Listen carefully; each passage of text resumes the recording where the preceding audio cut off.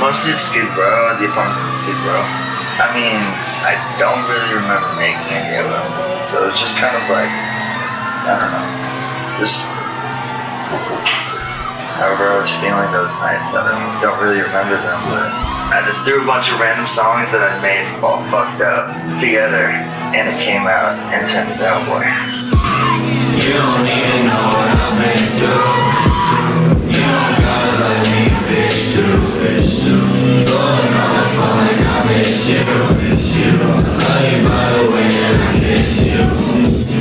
You don't even know what I've been through. I mean, there was a lot of music that was made here, but there was just a lot of like crazy turn-ups here. Like I remember we would throw parties where we would like charge people money and then just use that money to like pay rent. That was fun. We filmed Ned's place in here. Like they were all right here, just a table, and like we would just like get a bottle and do like the podcast and just talk until we finished the alcohol. And that shit was mad funny. You guys, our guests are back. We forgot our phones. Last words? Okay. I forgot my phone, but here, I need some last words. Talk in the tip. All right, I'm gonna talk into the tip. Talk about Hellboy. Talk about Hellboy? Yeah, real quick. A brief moment. This will drop before then. All right, I got Kanye on there. That's easy. Yeah. All right. Keep last So yeah, Hellboy features Kanye. last words September 25th. September 25th it dropped. Good music. I remember he made that song OMFG just like sitting right here in like a fold-out chair, and he put the mic on like a footstool in his computer, and he just like was singing right here, and there was like hella people around, and he was like screaming that song. I can't hear what you're trying to say.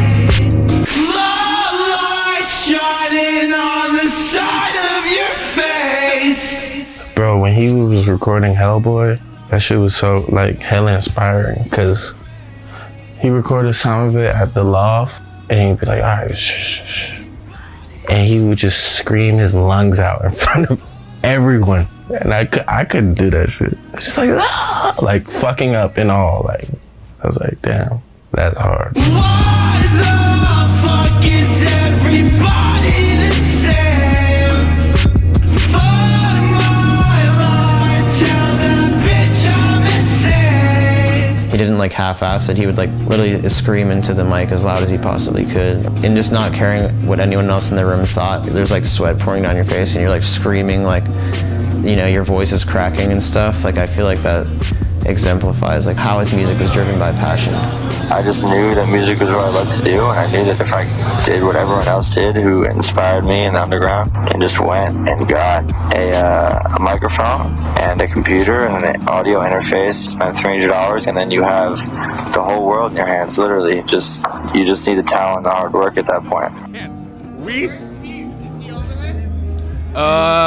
Is people over there? We don't know. What do you want to say to the people? I just want to say Sketta Gang, Baby Mob, On Top, GBC, shouts out everybody. Shout out my boy Diz. Shout out everybody. Shout out Home Movies. Love you all. Very positive. Shout out Smoke Stack.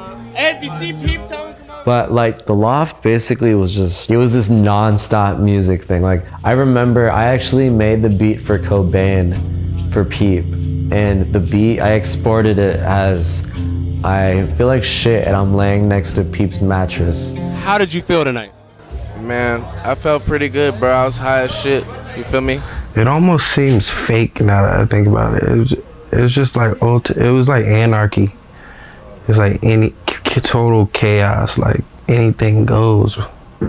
Anything.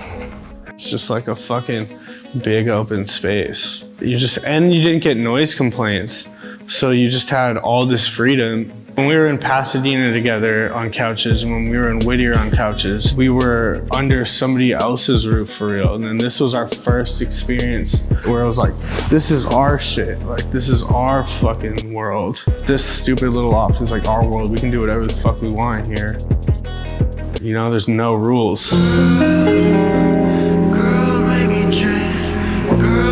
So the first time that I remember me and Pete recording together was the song Girls, and that was when we were all living in the lofts.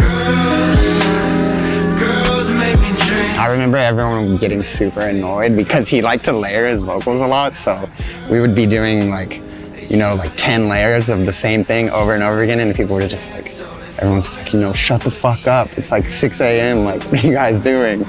I kind of like felt shy to do shit in front of other people, but he kind of just had this comforting, like, encouraging vibe.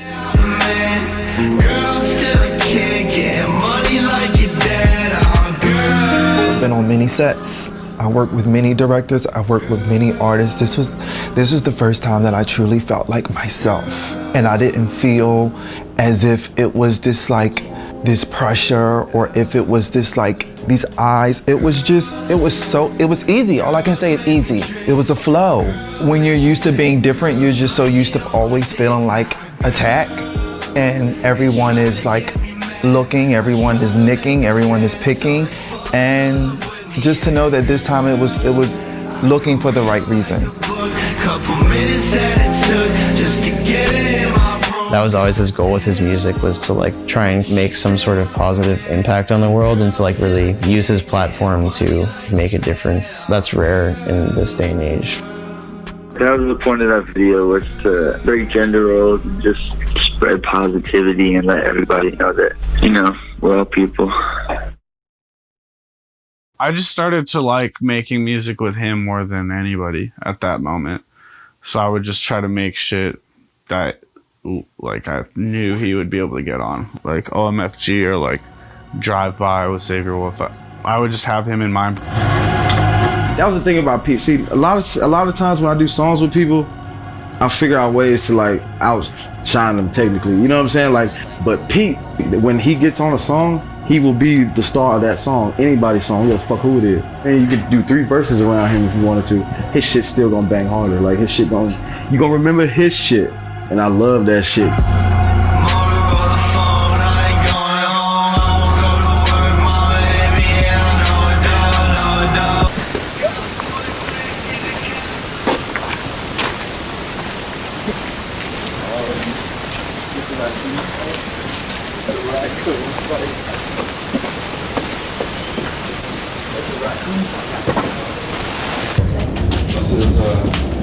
I'm giving them a little mini tour. It's gonna be like, this is so and so. That's for the shit. I mean, this is the infamous kitchen. Nothing crazy in here at all. This is cribs. All we have is beer. An empty thing of Modelo's and an empty thing of Heineken's and some eggs. Gotta clean up a bit. But yeah, me and Pete live here. And then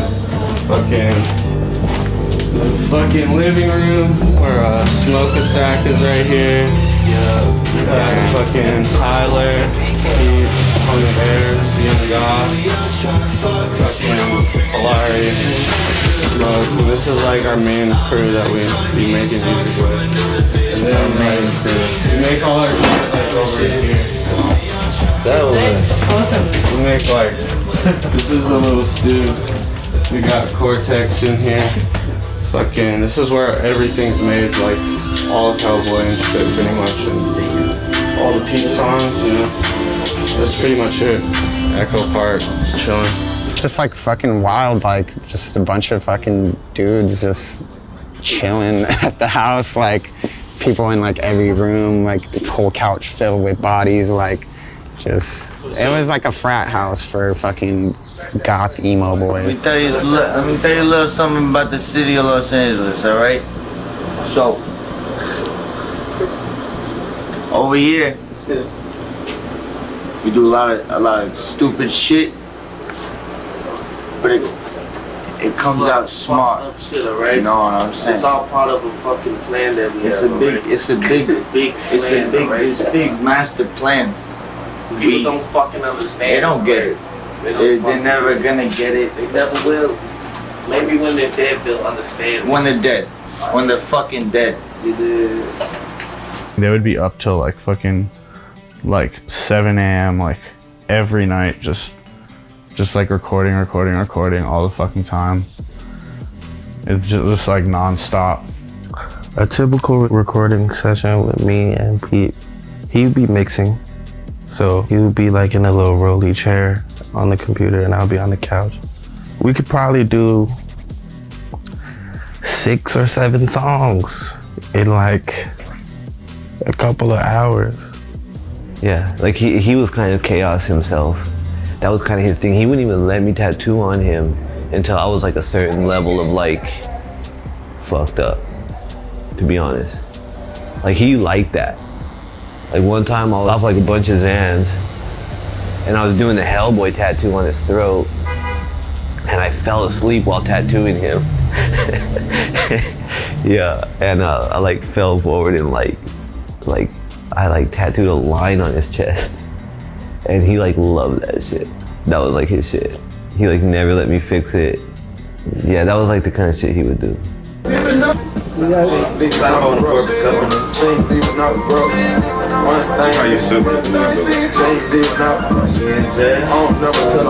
Looks good with the album.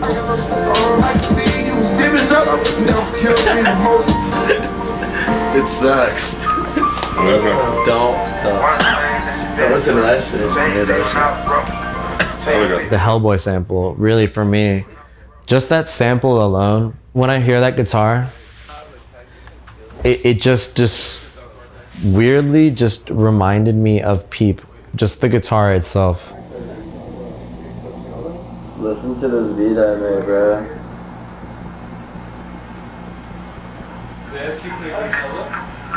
You know, the melodies and the guitar, the style of guitar was so important to help paint the picture of Peep as an artist, you know. Once we made the beat, he wrote to it for like probably 15 minutes. And then that was Hellboy.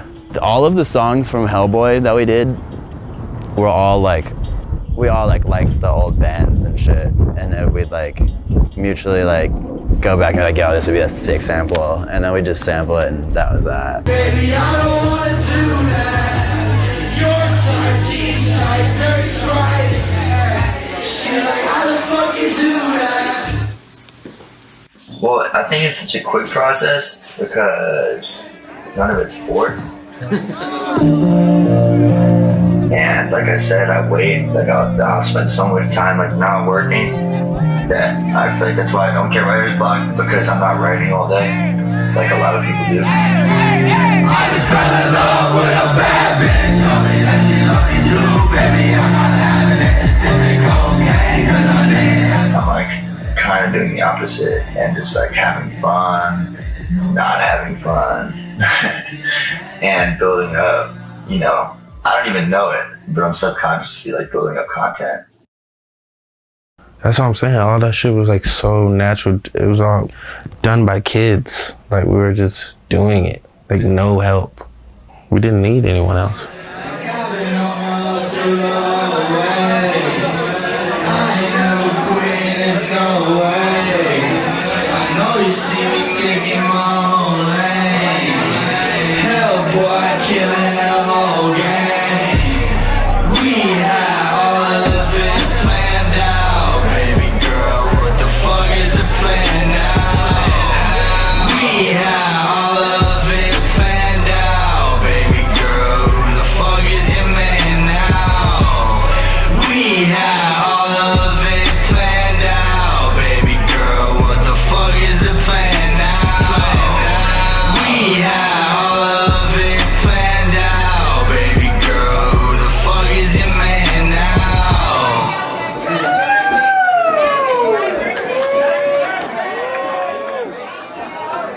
There's a lot of shit that I make that's like just weird, like eerie.